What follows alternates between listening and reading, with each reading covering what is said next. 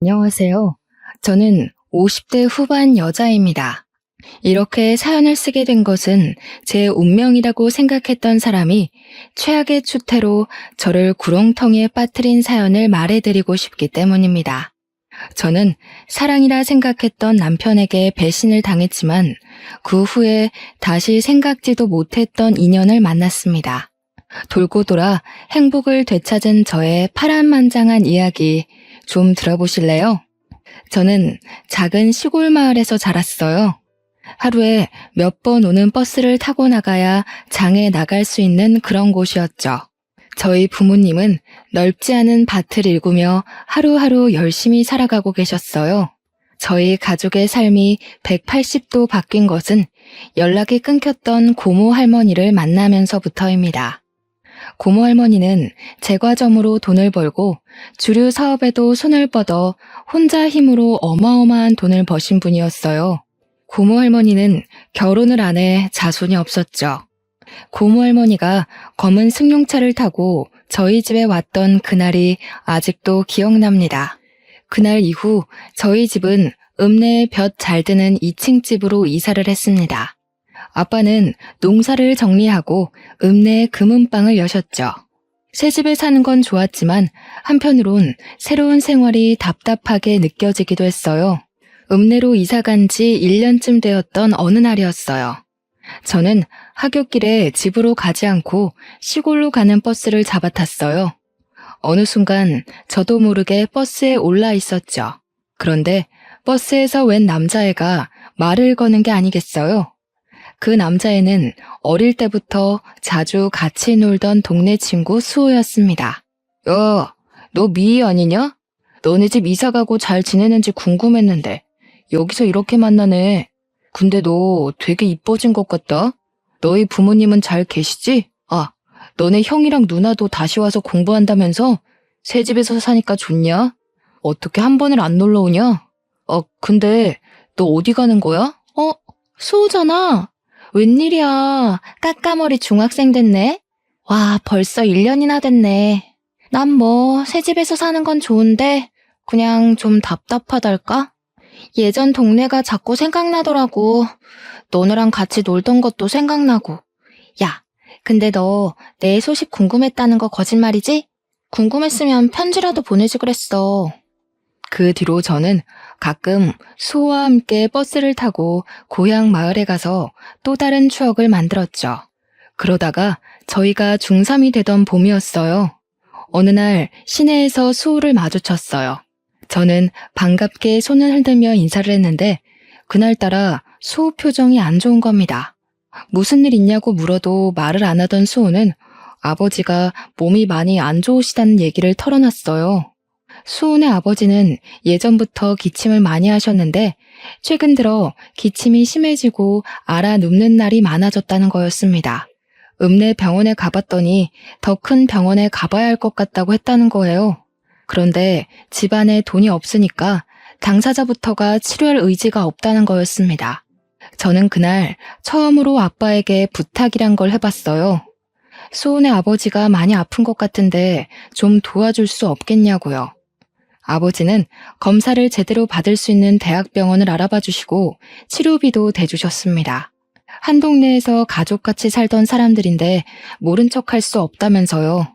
검사 결과는 안타깝게도 폐암이었습니다. 병원 치료에도 별로 차도를 보이지 못했죠. 수호 어깨가 축 처져 있는 걸 보니 마음이 아프더군요. 그렇게 1년이란 시간이 또 흘렀어요. 그런데 어느 날 수호가 저희 학교 앞에 찾아온 게 아니겠어요? 저한테 고맙다는 말을 하는데 웬일인지 애가 입술을 꼭 깨물면서 말하더군요. 미희야, 너한테는 정말 뭐라고 할 말이 없다.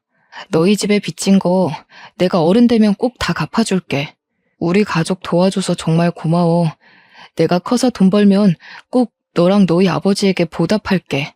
우리 수연이도 내가 꼭 공부시켜서 너희 가족한테 보답하라고 할 거야. 야, 너는 무슨 말을 그렇게 섭섭하게 하냐? 우리 사이에 빚 같은 게 어딨어. 우리 아빠도 가족이다 생각하고 도와주시는 거라 했으니까 신경 쓰지 말고 아버지 낫게 할 생각이나 해. 네가 그랬잖아. 정신만 똑바로 박혀있으면 못할 일이 없다고. 열심히 노력하면 네 아버지 낫게 할 수 있을 거야. 그러니까 힘내. 저도 눈물이 나는 걸 꾹 참느라 괜히 씩씩한 척 큰 소리를 쳤어요. 수호랑 저는 그렇게 가만히 서서 한참이나 서로를 쳐다보고 있었습니다. 그리고 그 뒤로 저는 다시는 수호를 볼 수 없었어요. 얼마 뒤 토요일에 제가 꽃을 들고 병원에 찾아갔는데 수호 아버지가 보이지 않았어요. 어제 갑자기 퇴원을 했다는 거였습니다. 저는 깜짝 놀라 수호네 집으로 가봤습니다. 불 꺼진 집에는 아무도 없었어요.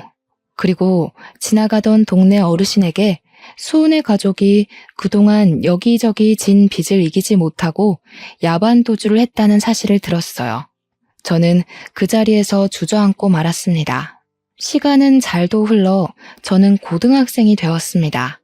저는 궁금한 것도 하고 싶은 것도 많은 17살이었죠. 고등학교에 들어가 열심히 공부하고 동아리에도 가입해 즐겁게 생활했어요. 문예반 동아리였죠. 제가 전부터 시집 읽는 걸 좋아했거든요. 거기서 좋아하는 남자도 생겼죠. 같은 문예반 활동을 하던 1살 선배였어요.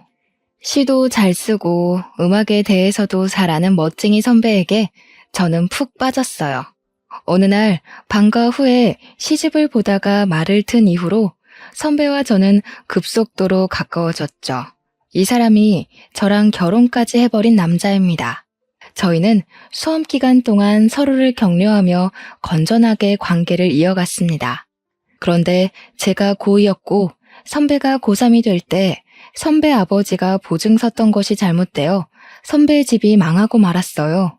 저는 당연히 대학에 가게 되어 있었지만 선배는 집안 사정 때문에 결국 대학을 포기하고 군대를 가겠다고 하더군요. 그때는 그를 많이 좋아하고 있었기 때문에 그의 사정이 안타깝기만 했어요. 저는 열심히 공부해 서울에 있는 유명 대학 국문과에 입학했고 군대에 있는 남자친구와 연애를 이어갔습니다. 2년 반 동안 매일매일 편지를 쓰다시피 하고 도시락을 싸가지고 다니면서 면회도 갔습니다. 대학교에 가서 멋진 남자들이 들이대도 눈이 돌아가는 게 아니라 대학교도 못 가고 군대에서 고생하는 남자친구가 애달프게만 느껴졌죠. 그러는 동안 아빠는 오래전에 사둔 땅들이 도시개발로 땅값이 올라 더 큰 부자가 되었고 사업을 더 크게 하게 되었습니다. 그렇게 세월이 지나 남자친구가 전역하게 되었어요. 저는 아직 대학교 2학년이었는데 그가 전역한 지 며칠 안 되어 결혼하자는 말을 하는 겁니다. 너무 사랑하는 사람인 건 맞지만 아직 학생인데다 그와 결혼할 만큼 확신이 선 건 아니라서 저는 당황하고 말았어요. 내가 군대에서 많이 생각을 해봤는데 난 네가 아니면 안 될 것 같아. 너랑 같이 단란한 가정을 꾸미면서 살면 정말 행복할 거란 생각이 드는데 어차피 내 아내는 네가 될 텐데 우리 괜히 시간 끌지 말고 빨리 결혼하는 게 좋지 않을까? 군대에서 무슨 바람이 들었는지 나오자마자 결혼 거리더군요. 2달 동안 얼굴 볼 때마다 나랑 결혼 언제 할래?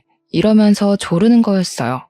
솔직히 이제 막 전역했고 직업도 없는데 내가 이 사람과 굳이 결혼을 급하게 할 필요가 있나? 하는 생각이 먼저 들었어요. 그런 생각을 하는 게 미안해서 입 밖으로는 못 꺼냈죠. 그러면서도 헤어지지는 못했습니다. 어느 날 선배와 카페 데이트를 하고 밖으로 나왔는데 저희 엄마에게 딱 걸리고 말았습니다. 엄마가 반찬 가져다 주신다며 자취방에 오셨다가 저희랑 딱 마주치신 거였어요. 이 모든 건 아빠 귀에 들어갔고 아빠로부터 불호령이 떨어졌습니다. 저는 꼼짝없이 선배를 데리고 집으로 갔습니다.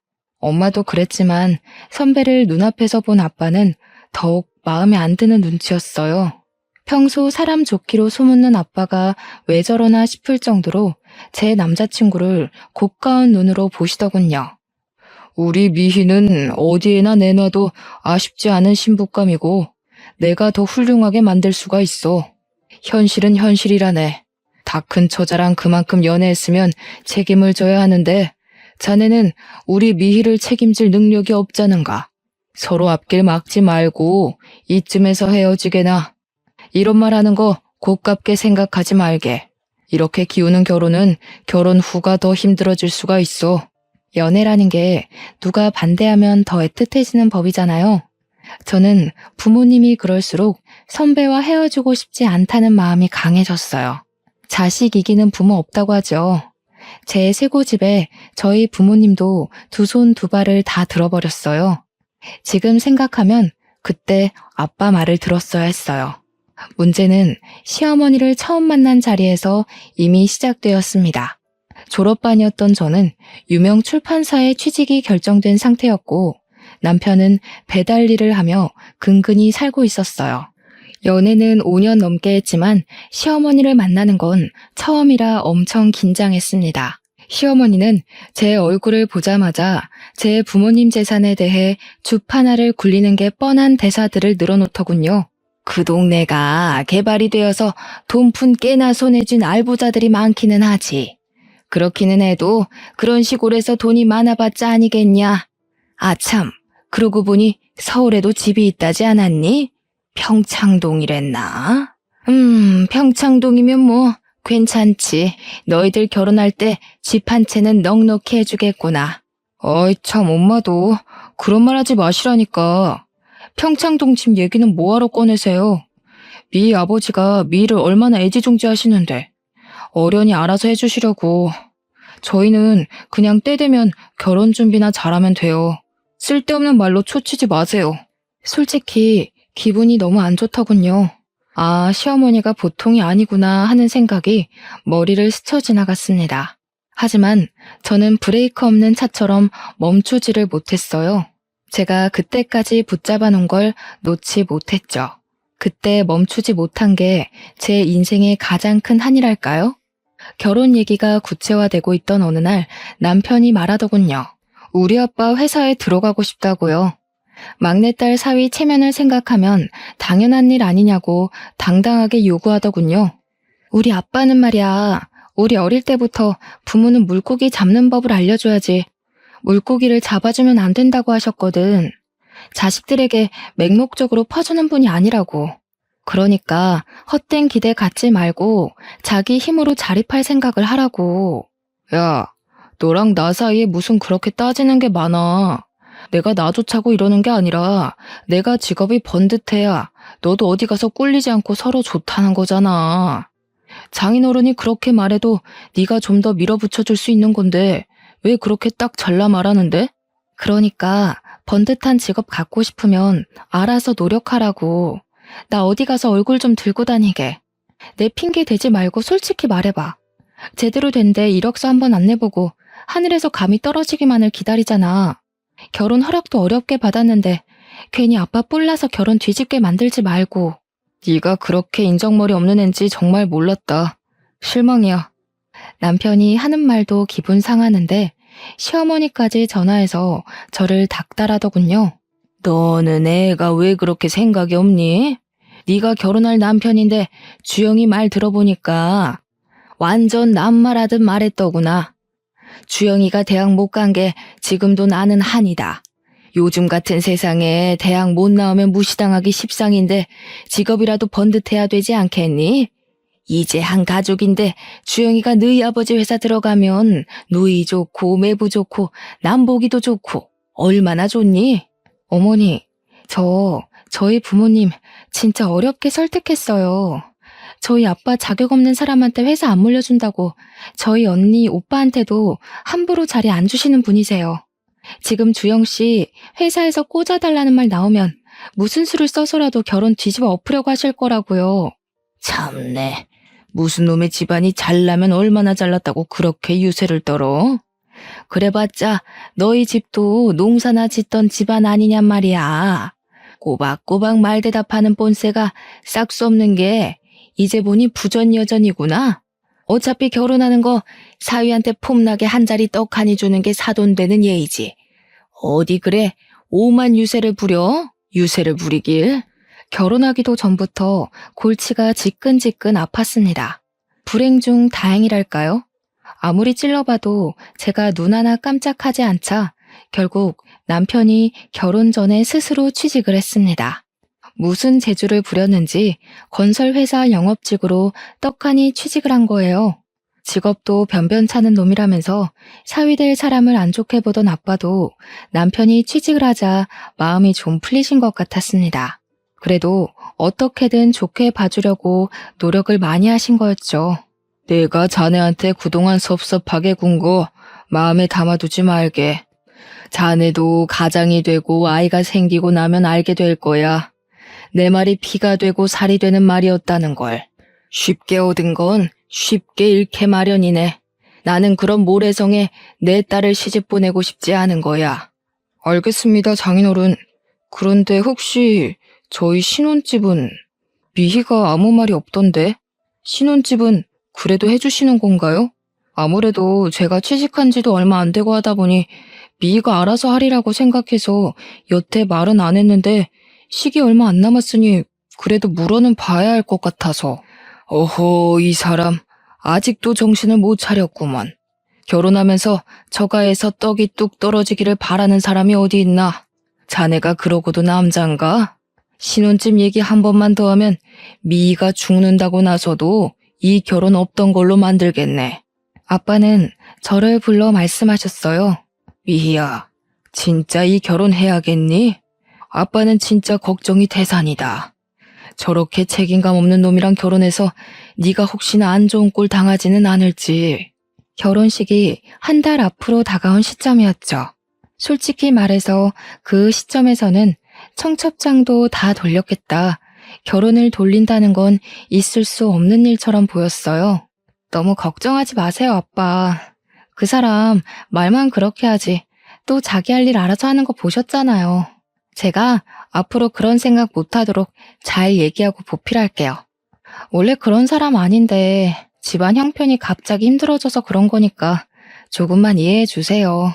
아직 경험이 적어서 그렇지 지금까지처럼 제가 옆에 있어주면 잘 헤쳐나갈 수 있는 사람이라고 생각해요.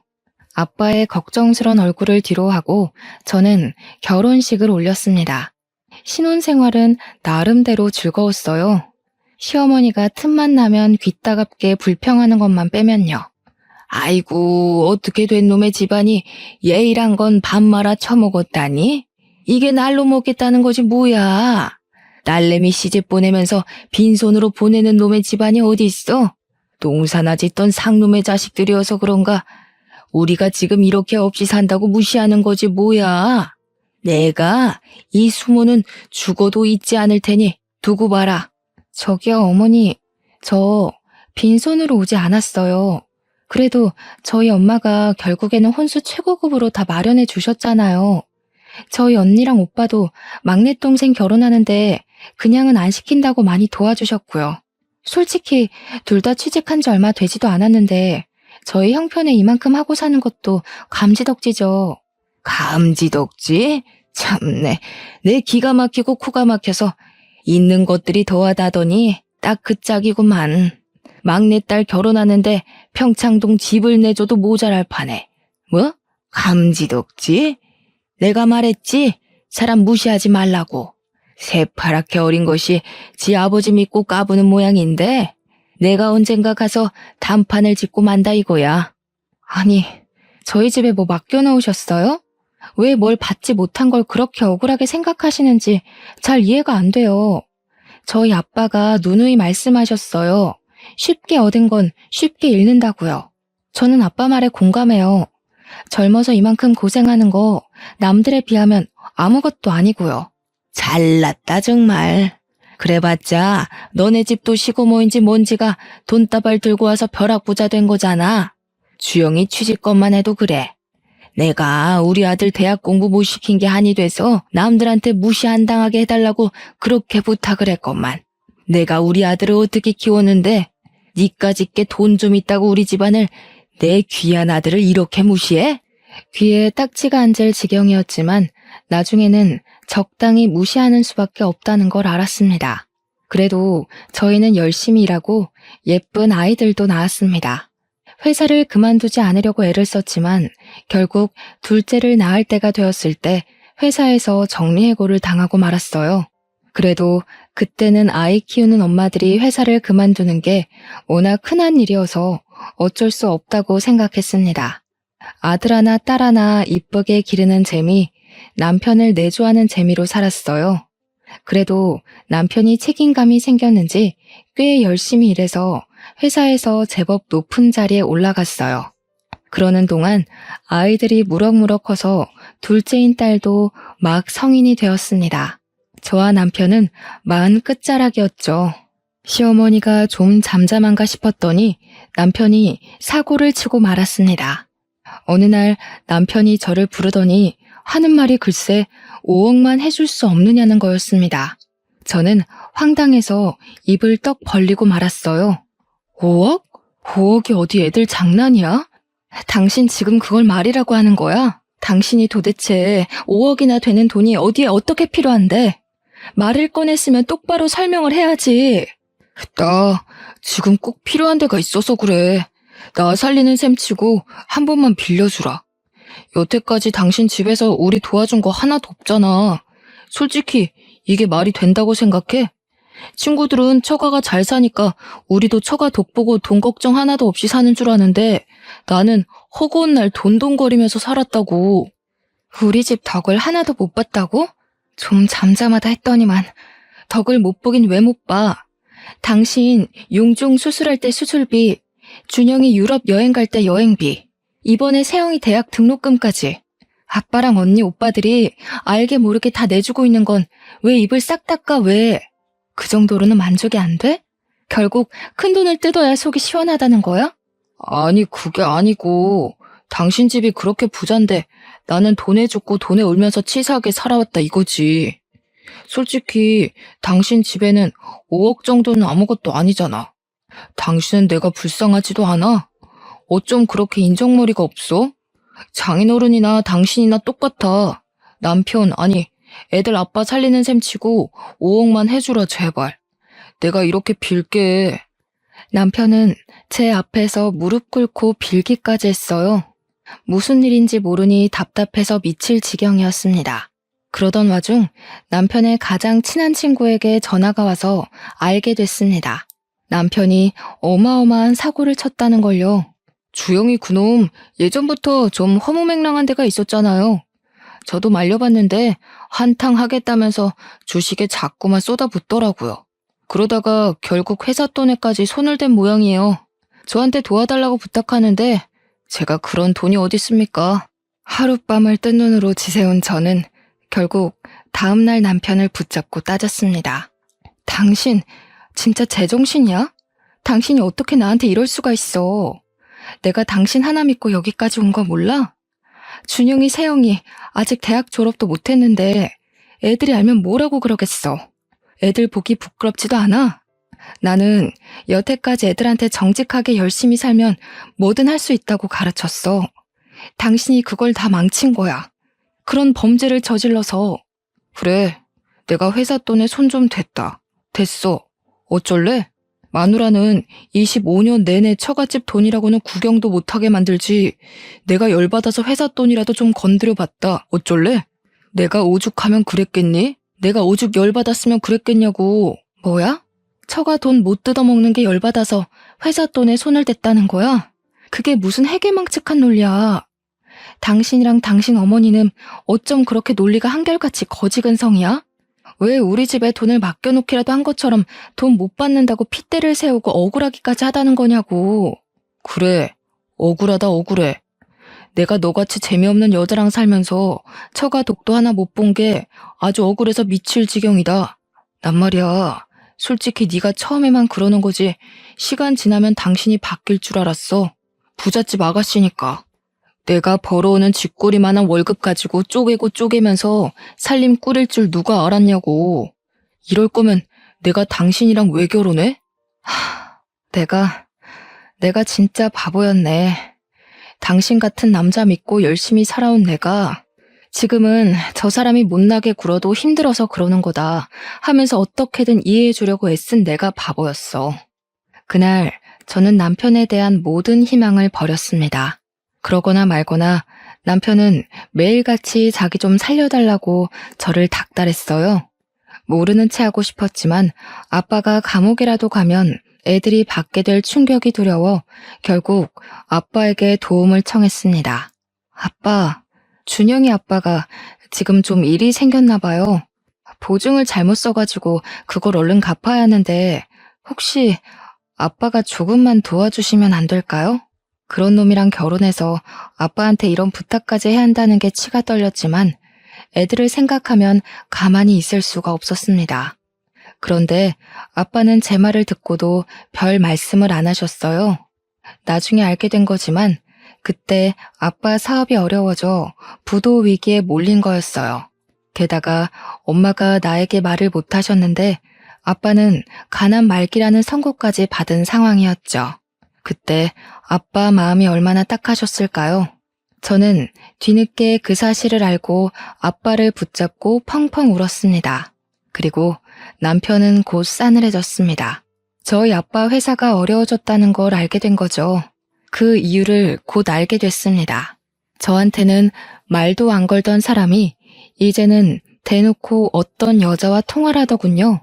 그 여자는 남편이 고객을 접대하려고 자주 데려갔던 룸살롱의 사장이었습니다. 남편이 일 때문에 룸살롱에 드나든다는 건 알고 있었지만 영업하는 사람이니 어쩔 수 없기도 하고 크게 걱정하지는 않았어요.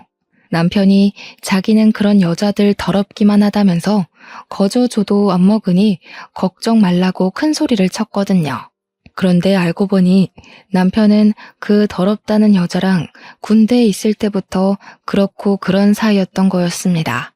이 새벽에 어딜 가서 안 들어오나 하고 베란다로 나가보니 남편이란 작자는 스피커까지 켜놓고 룸살롱 마담이랑 통화하고 있었습니다.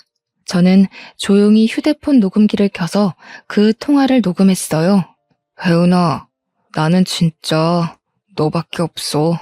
마누라는 아무짝에도 쓸모가 없어. 내 사랑은 25년 전이나 지금이나 한결같이 너밖에 없다는 거 알지? 이렇게 아무것도 못 뜯어낼 줄 알았으면 처음부터 그냥 너랑 결혼할 걸 그랬어. 나 이제 진짜 더 이상 그 여자랑 살 이유 없어. 계획은 다 틀어졌지만 이제 상관없어. 얼른 이혼하고 너랑 같이 살 거야. 남편이 그 여자랑 하는 말을 들으니 온몸에 소름이 돋았어요. 귓가가 윙윙거리고 그 자리에서 쓰러질 것만 같았지만 무슨 말을 하는지 제 귀로 똑똑히 들어야 했습니다. 알고 보니 군대 갔다 와서 저한테 들이댄 것도 저한테 콩고물이라도 얻어서 그 여자한테 갖다 바치려고 그런 거였더군요. 뜯어낼 거 다 뜯어내서 그 여자에게 새 장가들 심산이었던 거였습니다. 아니, 그 여자는 자기 남편이 감옥 가게 생겼다는데도 아무것도 안 해준다는 거야? 나 같으면 내 장기를 팔아서라도 어떻게든 돈을 마련해주겠다. 자기는 어떻게 그런 여자랑 25년이나 살았어? 그러게나 말이야. 그 옆엔 내가 다른 건 몰라도 애들을 끔찍하게 생각하는 사람이니 애들 아빠가 감옥 가게 생겼다고 하면 아빠를 팔아서라도 뭐라도 해줄 줄 알았지. 괜히 거짓말해준 홍석이한테만 미안하게 됐지 뭐야. 하여튼 그 옆엔 애도 독한 여자라니까. 아, 됐어. 자기, 나 돈 많이 버는 거 몰라? 5억? 그까짓 돈 나 하룻밤에도 버는 사람이야. 그 옆엔 애랑은 차원이 다르다고. 자기 하나 정도 책임지는 거 일도 아니니까 걱정 말고 나한테 와. 이제 나도 자기랑 좀 편하게 쉬고 싶네. 역시 능력 있는 여자가 좋구먼. 집에서 바가지 긁을 줄이나 아는 옆엔 애랑은 차원이 다르지 그럼. 거리 우먼이 최고라니까. 내가 처음부터 알아봤어야 하는 건데. 다음날 아침 저는 뻔뻔하게 식탁 앞에 앉은 남편에게 밥 대신 어젯밤 통화의 녹음을 틀어줬습니다. 독한 년, 네가 그딴 식으로 하니까 너한테 정을 줄래도 줄 수가 없는 거야. 치가 떨리는 년. 더 이상 내려갈 바닥도 없었습니다. 그래도 아이들 아빠이기에 그때까지도 저는 끝장을 보고 싶지는 않았어요. 고민하다 시어머니를 찾아갔습니다. 당신 아들의 쓰레기 짓을 밝힐 생각이었습니다. 그런데 시어머니가 자기가 먼저 선수를 치는 게 아니겠어요? 너희 집 망했다면서? 그렇게 유세 부리더니 꼴 좋지 뭐야. 내 그럴 줄 알았다니까. 우리 아들 도와주지도 못하는 며느리는 이제 필요 없다 이거야. 솔직히 너한테 볼 게 돈 많은 친정밖에 더 있었니? 우리 주영이는 훨씬 더 능력 있는 여자 만날 수 있다고 내가 누누이 말했지? 능력 있는 새며느리 들어오면 나야 좋지. 당신 아들이 그래요? 능력 있는 여자 새로 만날 거라고? 그래. 능력 있는 커리어우먼 만난다길래 내가 그러라 그랬다. 진즉에 그랬어야지. 인생에 하등도 안 되고 툭하면 바가지나 긁는 옆에 내를 뭐 좋다고 수십 년이나 데리고 살아? 지네 돈은 지네 돈이라고 움켜쥐고 한 푼도 안 주려고 부들부들 떨더니 잘 됐지 뭐. 이제 서로 갈 길 가면 되는 거 아니냐? 그 여자가 커리어우먼이라고요? 어머니, 그 여자 무슨 일 하는지 몰라서 그러시는 거죠? 당신 아들이 결혼 전부터 술집 다니면서 사귄 여자라고요. 자기 입으로 그렇게 더럽다고 저도 안 먹는다고 멸시하던 그런 여자라고요. 그래도 좋으시다는 거예요? 진짜 애들 아빠가 그런 여자랑 붙어 먹어도 괜찮으시냐고요. 아이고 참네. 요즘 같은 세상에 직업에 귀천이 어디 있나. 개같이 벌어서 정승같이 쓴다는 말이 괜히 있는지 알아? 그리고 너 그거 아니? 주영이 회사에 넣어준 것도 그 여자가 해준 거. 너는 아무리 부탁해도 안 들어준 걸 그 여자는 한 방에 해결해준 거란다. 이제 무슨 말인지 알겠지? 알아들었으면 내 아들 앞길 막지 말고 썩 꺼지거라. 남편이 룸살롱 마담이랑 그렇고 그런 사이란 걸 안 순간부터 저한테 돈 뜯어내려고 그런 거짓말까지 꾸며냈다는 걸 알았을 때도 저는 어떻게든 이성을 잃지 않으려고 노력했습니다. 저는 엄마이고 저에게는 지켜야 할 가정이 있으니까요.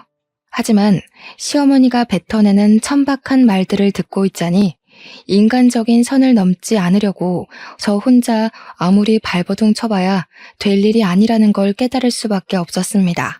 시어머니는 다 알고 있었던 거예요. 남편이 결혼 전부터 바람 피운 것부터 돈 뜯어내서 새장가 가려고 저랑 결혼한 것까지 그 어머니의 그 아들이라고 부끄러운지도 모르고 모든 걸 제 탓으로 돌리고 있더군요. 아픈 아빠한테는 사실대로 말할 수가 없었어요. 엄마에겐 말할 수밖에 없었지만 병원에 있는 아빠 모르게 이혼 소송을 준비했습니다. 김서방은 왜 안 오냐면서 할 말이 있다고 남편을 찾는 아빠 때문에 저는 입술을 깨물며 눈물을 참아야 했습니다. 그래도 이혼 소송은 제대로 진행되고 있었어요. 저를 우습게 여긴 남편이 조심성 없이 상간녀랑 통화한 덕에 남편 귀책 사유로 이혼 소송을 했죠. 아이들에겐 미안했지만 아이들을 위해서라도 그런 사람과는 연을 끊어야 했어요. 애들이 성인이긴 해도 아직 어렸지만 숨기려 해봤자 더 상처만 받을 것 같아 억지로 숨기려 하지는 않았습니다. 예상대로 아이들은 크게 놀라고 상처를 받았지만 그래도 상황을 냉정하게 파악하고 제 편을 들어주더군요. 아빠는 결국 돌아가셨습니다. 저는 모든 걸 잃은 기분이었어요. 아빠의 장례식 날 예전에 알던 어른들이 많이 찾아오셨어요. 다들 아빠는 정말 좋은 분이었으니 좋은 곳으로 가셨을 거라고 저를 위로해 주셨습니다. 그리고 장례식 둘째 날 어떤 남자가 쭈뼛거리며 장례식장으로 들어서더군요.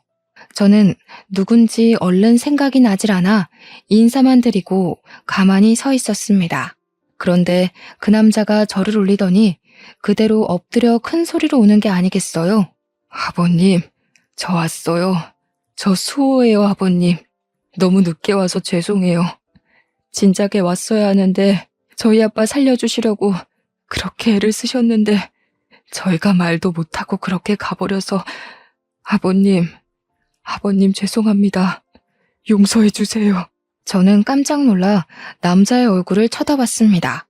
과연 까까머리 중학생일 때 봤던 수호의 앳된 얼굴이 그 남자 얼굴에 남아 있었습니다. 그동안 수호는 저희 집에 진 빚을 갚고 싶어서 열심히 노력했다고 했어요. 대학은 못 갔지만 공무원 시험을 봐서 20년 넘게 공무원으로 근무했다고 했습니다. 조금 살만해져서 이제는 아버님을 한번 찾아가 봐야지 했는데 하필이면 그때 사기를 당했어. 공무원 수입이야 뻔하잖니. 마음의 빚을 갚고 싶다는 생각을 평생 갖고 살았던 게 어리석은 선택으로 이어진 거야. 너무 힘들었어. 그래도 아버님 이렇게 돌아가실 줄 알았으면 그때라도 와봤어야 하는 건데 내가 또 평생 못 갚을 빚을 지고 말았구나. 에이, 수호야. 그건 가족처럼 생각해서 도와준 거니까 빚이라 생각 안 해도 된다고 아빠가 그러셨는데 평생 담고 있었다니. 너희 그렇게 가고 어떻게 지내는지 너무 걱정되고 궁금했는데 또 그런 일 당했다니 마음이 안 좋네. 그래도 여기까지 와줘서 고마워. 아빠도 가시면서 네 얼굴 볼 수 있어서 기뻐하실 거야. 그래도 그게 꼭 나쁜 일만은 아니었던 게 사기당하고 나서 퇴직하고 퇴직금으로 장사를 시작했거든.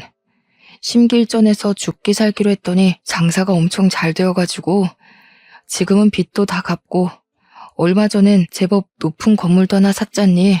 이제라도 너희 가족한테 받은 거 돌려주려 했는데 너무 늦어버렸지만 너한테라도 오늘 갚고 싶다, 미희야. 수호는 저희 집 사정이 안 좋아진 데다 제가 남편에게 배신당해 이혼한 걸 알고는 무척 가슴 아파했습니다. 한사코 거절해도 그때 받은 걸 갚고 싶다면서 저한테 선물을 줘야겠다고 했어요. 그렇게 수호가 저에게 준 선물은 옛날에 아빠가 금은방을 하던 바로 그 건물이었습니다.